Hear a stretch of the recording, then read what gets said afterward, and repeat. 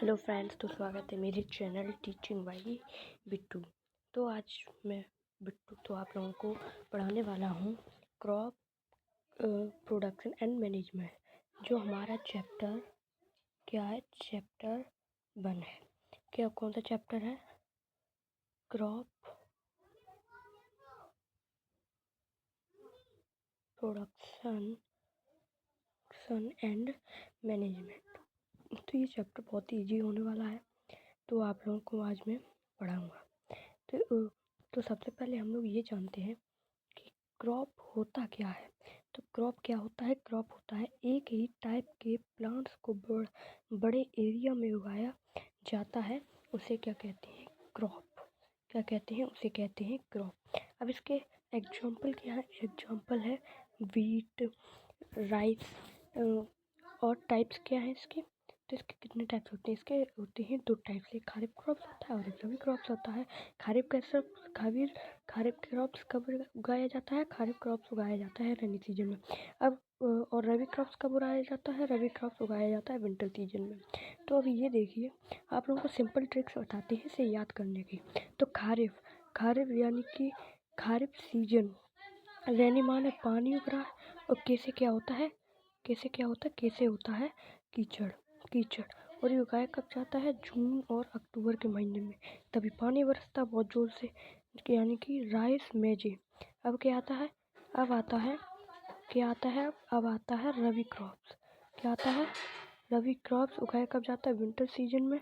और इसे कब उगाया जाता है? अक्टूबर मार्च और बीट सीजन में। और बीट और एग्जाम्पल क्या है? बीट और ग्राम, यानी कि सर्दियों में उगाया जाता है। और आर से क्या होता है? आर का मतलब होता है रजाई। तो ये बहुत ही सिंपल ट्रिक है। अब चलिए अब पलटते हैं दूसरा पेज।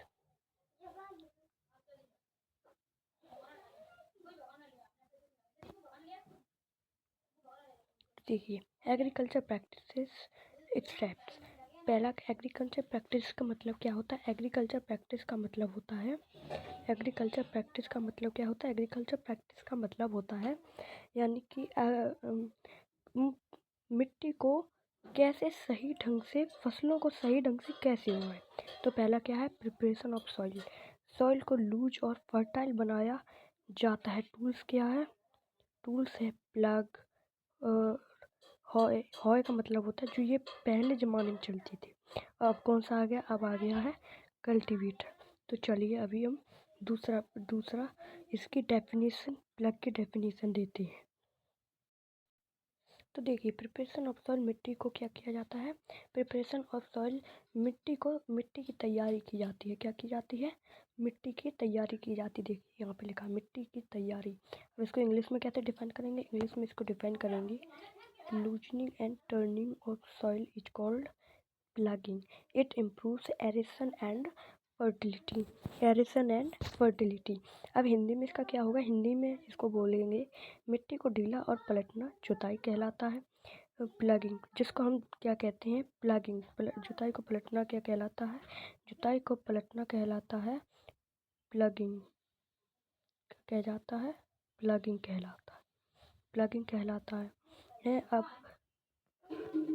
कहलाता है। इससे मिट्टी क्या बनती है? इससे मिट्टी बनती है उपजाऊ। सोइंग का मतलब क्या होता है? सोइंग का मतलब होता है बुवाई। क्या होता है सोइंग का मतलब? बुवाई। क्या होता है सोइंग का मतलब? होता है बुवाई। सोइंग का मतलब होता है बुवाई। क्या होता है सोइंग का मतलब? सोइंग का मतलब होता है बुवाई। इंग्लिश में क्या बोलेंगे? Healthy seeds are sown using tools like seed drill. Hindi में इसका मतलब क्या होता है? हिंदी में मतलब होता है अच्छे बीजों को बोना। क्या कहलाता है? बुवाई कहलाता है। अच्छे बीजों को बोना बुवाई कहलाता है। अब आता है जो मैन्योर होता है वो कैसा होता है? मैन्योर होता है एक नेचुरल सब्सटेंस। और फर्टिलिटी कैसा होता है? फर्टिलिटी होता है केमिकल सब्सटेंस। तो इसका तो मैन्योर भी एक खाद होता है, लेकिन फर्टिलिटी एक केमिकल फर्टाइल, यानी कि केमिकल खाद होती है। देखिए ये लिखा है खाद और उर्वरक यानी कि केमिकल सब्सटेंस। केमिकल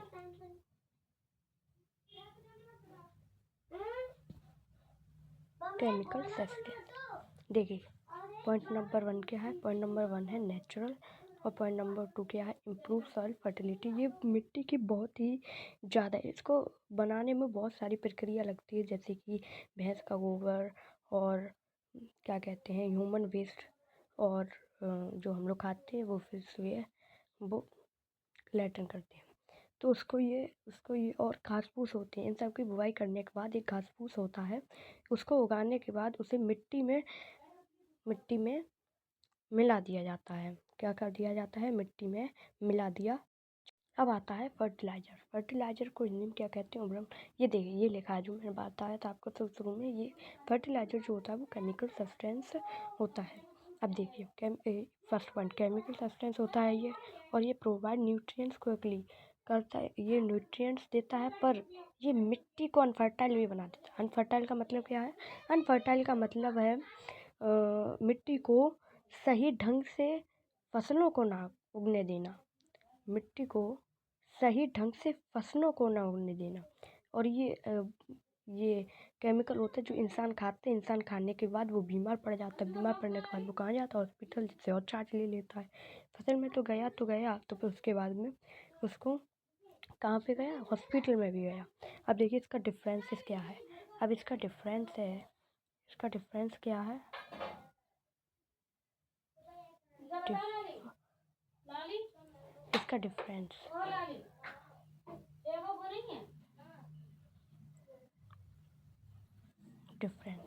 तो चलिए इसका डिफरेंस जान लेते हैं। मैन्यूर क्या होता है? नेचुरल। और फर्टाइल क्या होता है? फर्टाइल होता है केमिकल सब्सटेंस। मैन्यूर क्या करता है? इम्प्रूव सॉइल, और ये मे हार्म सॉइल। देखिए लिखा है मे हार्म सॉइल। और मैन्यूर क्या करता है? लेस न्यूट्रिएंट्स, और ये क्या देता है? मोर न्यूट्रिएंट्स। तो इसका ये हो गया। तो अब चलिए दूसरा पेज पलटते हैं। अब आता है हमारा इरिगेशन। इरिगेशन का मतलब क्या है? इरिगेशन का मतलब है सिंचाई। अब supply water to crops at regular. तो देखिए इरिगेशन का मतलब क्या होता है? इरिगेशन का मतलब होता है सिंचाई। इंग्लिश में इसको क्या बोलते हैं? इंग्लिश में बोलते हैं इसको supply of water to crops at regular intervals. क्या होता है रेगुलर इंटरवल्स? यानी कि हिंदी में इसको बोलेंगे फसलों को समय समय पर पानी देना सिंचाई कहलाता है। अब इसके मेथड यानी कि कुछ टेक्निक है, जैसे कि ट्रेडिशन एक पुराना तरीका, राहत और देख ली। ये इनमें क्या होता है? इनमें एक कुआं होता है और उसमें एक बैल को बांधा जाता है और बाल्टी लगा दी जाती है। तो बैल जैसे घूमती है तो उससे पानी निकल के बाहर नाले में जाता है। नाले में जाकर वो कहाँ पे पहुँचता है? वो पहुँचता है सीधे क्रॉप्स में, यानी कि खेत में। नाला यानी कि जो मिट्टी से बनाया जाता है, किसान खुद अपनी ऐसे बनाते हैं, तो उसमें जो होता है वो बैल घूमती तो यहाँ से तो पानी निकलेगा तो सीधे जाएगा खेत में। कहाँ जाएगा? खेत में जाएगा। तो अब क्या है? मॉडर्न तरीके यानी कि अब कैसे बन चुके हैं मॉडर्न तरीके? यानी कि आधुनिक तकनीकें, स्प्रिंकलर और ड्रिप सिस्टम। स्प्रिंकलर में क्या होता है? स्प्रिंकलर में जो होता है वो सबसे ज़्यादा पानी वेस्ट करता है ड्रिप के मामले में। ड्रिप में पौधों के नीचे एक पाइपलाइन बिछा दी जाती है। उस पाइपलाइन में क्या कर दिया जाता है? उस पाइपलाइन में कर दिया जाता है एक छेद, जो उसमें से एक एक बूंद टपकता जाता है। और क्या होता है? वो होता है पानी के वहाँ पर क्या कहते हैं, उसके जड़ों में पहुँच जाता है, यानी कि क्रॉप के जड़ों में पहुँच जाता है। ये जो है ये बहुत पानी क्या करता है? पानी करता है वेस्ट, जो पानी बहुत वेस्ट करता है। तो अब क्या आएगा? तो अब है हमारा टॉपिक है बीड्स एंड बीडिंग, खरपतवार। इंग्लिश में unwanted plants are called weeds, जो पौधों के बगल में उग जाते हैं और वो पौधों से सारे न्यूट्रिएंट्स अपने अंदर खींचते हैं, उन्हें क्या बोलते हैं? Weeds. Removing them is weeding. तो इन्हें कौन रिमूव करता है? इन्हें रिमूव करता है बीड। तो इसको हिंदी में डिफाइन कैसे करेंगे? इसको हिंदी में डिफाइन ऐसे करेंगे, अनचाहे पौधे खरपतवार कहलाते हैं, इन्हें हटाना निराई यानी कि बीडिंग कहलाता है। क्या कहलाता है? बीडिंग कहलाता है। तो चलिए अब दूसरा टॉपिक। अब टॉपिक है हमारा हार्वेस्टिंग। हार्वेस्टिंग का मतलब होता है कटाई। जो लोग हाथ से नहीं करते हैं तो वो किससे कटवाते हैं? वो कटवाते हैं कंपाइन यानी कि हार्वेस्टर से, जिसको कंपाइन को इंग्लिश में बोलते हैं harvester. Cutting of mature crop is called harvesting. Hindi में क्या बोलेंगे? हिंदी में बोलेंगे पकी हुई फसल को काटना कटाई कहलाती है। टूल्स क्या है? सिकल यानी कि दरांती। और हार्वेस्टर क्या है? एक कंपाइन है। क्या है? एक कंपाइन है। तो दूसरा टॉपिक है हमारा थ्रेसिंग एंड विनोइंग, यानी कि जो फसल में क्या कहते वो गंदी गंदी गंदी चीज़ें आ जाती हैं तो उनको हम कैसे, भूसा आ जाता है तो उसको हम अलग कैसे करेंगे। तो उसको अलग करने के लिए एक टेक्निक होती है जो मैं अभी आपको बताता हूँ, थ्रेसिंग। थ्रेसिंग में सेपरेटिंग ग्रेन्स ऑफ स्टॉल्क। अब विनोइंग क्या होता है? विनोइंग होता है सेपरेटिंग ग्रेन फ्रॉम। अब threshing threshing separating grains from stock होता है, तो इसमें मड़ाई यानी कि जो मड़ाई होता है उसको क्या उठाते जाते हैं, जो हवा के तरीके से भूसे को अलग करता जाता है। दोनों को अलग करना, दोनों को अलग करना। अब फटकाई क्या होता है? फटकाई होता है, फटकाई इंग्लिश में क्या बोलते हैं? विनोइंग बोलते हैं। भूसे से दाना अलग करना, भूसे से क्या करना? दाना अलग करना, इसको क्या बोलते हैं? विनोइंग। और थ्रेसिंग किसे बोलते हैं? थ्रेसिंग बोलते हैं हम लोग दोनों को अलग करना, यानी कि अनाज को अलग करना और भूसे को अलग करना। तो ये कौन काम करती है? ये करती है हार्वेस्टर यानी कि कंपाइन। अब दूसरा टॉपिक कौन सा? दूसरा टॉपिक है स्टोरेज। स्टोरेज को कोई बता सकता है कि स्टोरेज को हिंदी में क्या बोलते हैं? स्टोरेज को हिंदी में बोलते हैं भंडारण, जिसको अनाज को एकदम देख भाग कर रखना और अनाज को ख़राब ना होने देना। तो इसको इंग्लिश में क्या बोलेंगे? इंग्लिश में बोलेंगे grains are stored to protect from moisture insect rats. Hindi में बोलेंगे अनाज को नमी, कीड़ों और चूजों से बचाने के लिए भंडारण का उपयोग किया जाता है। ये वेरी इंपॉर्टेंट है एग्जाम के लिए। अब हमारा टॉपिक कौन सा? हमारा टॉपिक है ये एनिमल हस्बेंड्री। इंग्लिश में इसको क्या बोलेंगे? Rearing animals for food like milk, grains, meat. Hindi में क्या बोलेंगे? दूध, अंडे, मांस आदि के लिए पशुपालन कहलाता है। जो हमें मछली, मुर्गे, हैन और गाय, भैंस से हमें जो दूध में हमें मुर्गे से भी मीट मिलता है और किससे मीट और मछली से भी मीट मिलता है। और जो काऊ, गोट और बफेलो होती हैं उनसे हमें क्या मिलता है? उससे हमें मिलता है मिल्क। मिलता है? मिल्क मिलता है। तो चलिए अब दूसरा टॉपिक। तो हमें इम्पोर्टेंट एग्ज़ाम पॉइंट्स, क्या इम्पोर्टेंट एग्ज़ाम पॉइंट्स यानी कि बहुत ज़रूरी हैं पेपरों के लिए। तो कुछ टीचर ये नहीं बताते हैं कि हमें ये लिखना है। ये बता दूं कि जिससे कि स्टूडेंट्स को बहुत ही आसानी से उनको एग्ज़ाम भी हो जाए और वही वो पढ़ भी लें। क्या कर लें? वही वो पढ़ भी लें।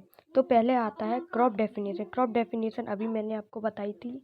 जो बड़े स्केल पर अनाजों को उगाना क्या कहलाता है? क्रॉप कहलाता है। इंग्लिश में भी उसको मैं अभी बता दूंगा। तो अब क्या आता है? अब आता है खारिफ वर्सेस रबी क्रॉप। खारिफ वर्सेस यानी कि इसमें आपको बस इतना बताना है, इतना बताना है कि जो खारिफ और रबी क्रॉप्स होती है वो कब और कहाँ पर कौन से महीने में उगाई जाती है। अब मैन्योर वर्सेस फर्टिलाइजर। मैन्योर एक नेचुरल फर्टिलाइजर होता है, नेचुरल सब्सटेंस होता है। और फर्टिलाइजर क्या होता है? फर्टिलाइजर एक केमिकल फर्टिलाइजर होता है। स्टेप्स ऑफ फार्मिंग क्या होती है? स्टेप्स ऑफ यानी कि एग्रीकल्चर प्रैक्टिसेस क्या होती हैं? इरिगेशन मेथड्स कितनी होती है? 2 होते हैं। वो क्या है? इरिगेशन मेथड्स होते हैं मात्र 2। तो इरिगेशन मेथड एक है ड्रिप स्प्रिंकलर और एक है स्प्रिंकलर सिस्टम और एक है ड्रिप सिस्टम। स्प्रिंकलर सिस्टम में क्या होता है? वो एकदम फुब्बारे से पानी उलीचता है, जो पौधों की पत्तियों तक जाता है और वो जा भी नहीं पाता है। और एक होता है ड्रिप इरिगेशन सिस्टम, जो मात्र पॉइंट्स, जो यानी कि जो केवल पॉइंट्स बूंद बूंद उसमें डाला जाता है। तो इतना तो मैं आशा करता हूँ कि आपको इतना समझ में आ गया होगा।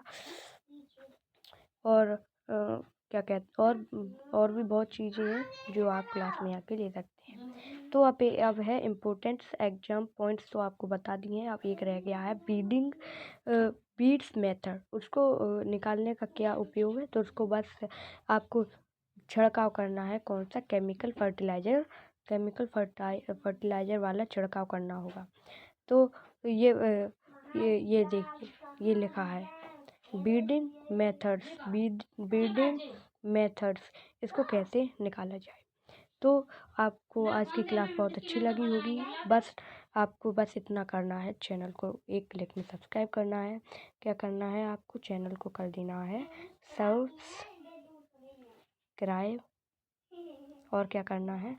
और करना है आपको लाइक कर देना है। और क्या करना है? और करना है लोगों के पास शेयर, जो और भी लोग मेरे पास वीडियो देख सके। इतना करने के बाद आपको करना है बेल आइकन को हिट, जिससे कि आपकी मेरी वीडियोस आपके पास पहुंचती जाए। तो इतना करने के बाद आपको ये वीडियो अच्छी लगी होगी तो बस आपको सब्सक्राइब, लाइक और शेयर और बेल आइकन को हिट जरूर करना होगा।